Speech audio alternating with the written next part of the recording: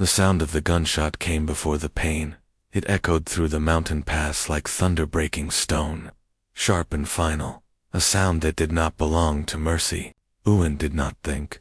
He did not plan. His body moved on instinct, driven by something deeper than fear or reason.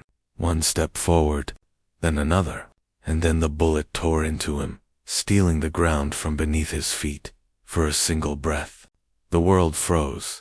Uin saw the dragon's eye widen in shock, molten gold flashing beneath layers of ash and blood. He felt heat, pressure, and then nothing where his legs should have been. He hit the ground hard, the sky spinning above him, the screams of soldiers crashing over his ears, like waves. The dragon did not roar. That was what stunned the soldiers the most. The dragon was massive, even in its broken state. Chains dug deep into its scaled neck. One wing was torn and useless, the membrane shredded by iron hooks and blades. Its body bore scars, old and new, burns that never healed, wounds that told stories of long hunts and longer suffering.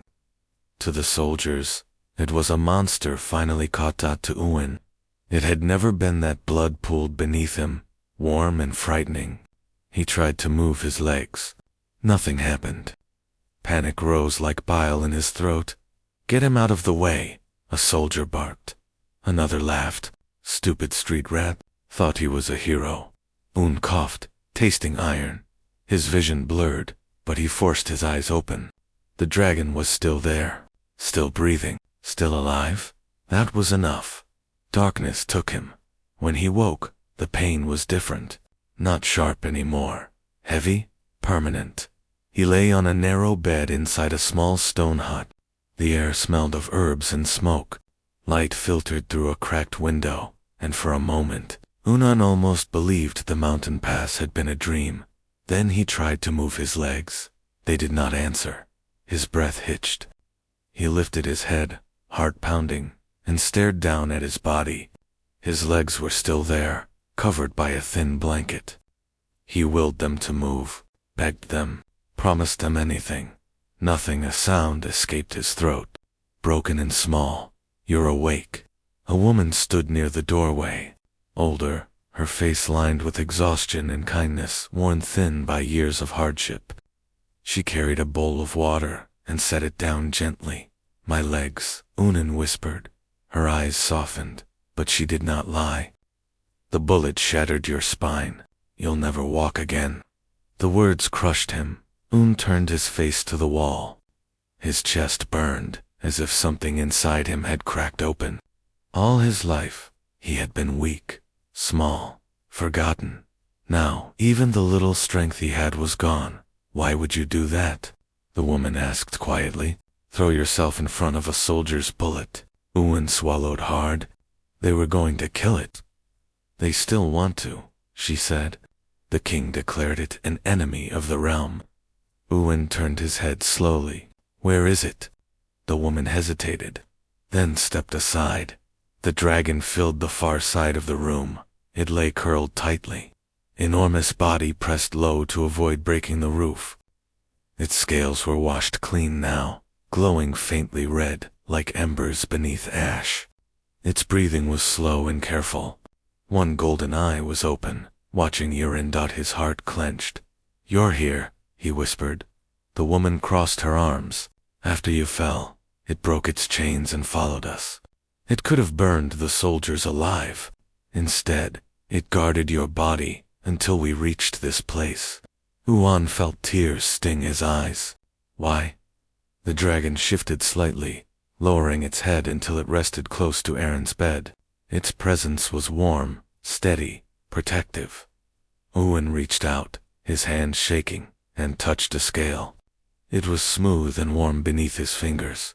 "I thought you were evil," he said softly. The dragon blinked once. Days passed. Uin learned how heavy his body felt without the strength of his legs. He learned how pain lived quietly in his spine, always present. He learned how kindness could feel like pity if he let it. The dragon never left. It hunted quietly at night, returning before dawn. It listened when Yuan spoke, even when his words were weak and bitter. I don't know who I am now, Yuan admitted one night, staring into the darkness. I can't fight. I can't run. I can't even stand. The dragon lowered its head beside him, breathing slow and deep. Un clenched his fists. I gave everything, and I don't even know if it mattered. The dragon lifted one claw and scratched a shape into the dirt. 2 figures, one small, one large. Side by side, Aaron's throat tightened. Together, he whispered. The dragon's eye glowed softly. They were not alone. Forever soldiers found the trail. Yuan heard the horns first. His heart dropped into his stomach. The dragon stiffened, old fear rippling through its massive body. They'll kill you, Un said, and they'll hang me. The dragon looked at him, waiting. Yuan swallowed. Then we face them. The dragon lowered itself so Yuan could climb onto its neck. Pain flared through Aaron's spine as he pulled himself up. But the dragon remained still, patient. They emerged into the clearing together. The soldiers froze. The leader stepped forward, crossbow raised. There's the traitor, he sneered.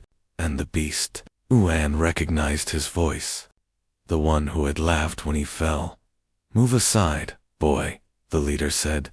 You're not worth another bullet. Aaron's voice shook, but he spoke anyway. It saved me. The leader laughed. It used you. The dragon growled low, restrained. Aaron's eyes fell on the dragon's neck, where scars parted just enough to reveal a faint symbol burned into the flesh, a crown surrounded by flame. His blood turned cold, the Imperial sigil. His breath caught. You're the Imperial Dragon. The dragon did not deny it. The leader fired. The dragon moved to shield Yuan. Yuan screamed and threw himself forward, catching the bolt in his hand. Pain ripped through him, but he held on until the weapon fell uselessly to the ground. I won't let you take anything else, Yuan said, voice breaking. Not from me, not from it. The dragon rose to its full height. The earth trembled. Its presence crushed the air, ancient power rolling outward. Soldiers fell to their knees, weapons slipping from numb fingers. The dragon spoke, not in fire, in judgment. Images flooded Aaron's mind. An empire built by pact. Humans and dragons, standing as one. A guardian watching generations rise and fall. And a slow, bitter disappointment as humans forgot. The dragon had let itself be hunted. To see who they had become. The leader collapsed, sobbing. Mercy? The dragon's gaze shifted to Yuan. Aaron's heart raced. If you kill them, more will come, he whispered. Innocence will suffer. The dragon studied him, then turned away. It spared them. The soldiers fled, broken and terrified, carrying the truth in their silence. When it was over, Yuan sagged against the dragon, exhausted. You chose me, he said, quietly. The dragon lowered its head until its forehead touched Aaron's. Was not strength that made humans powerful. It was the choice to stand when everything else was taken. And in that moment, beneath the fading echo of empire and fear, a broken boy and an ancient dragon found something neither had believed in anymore: hope.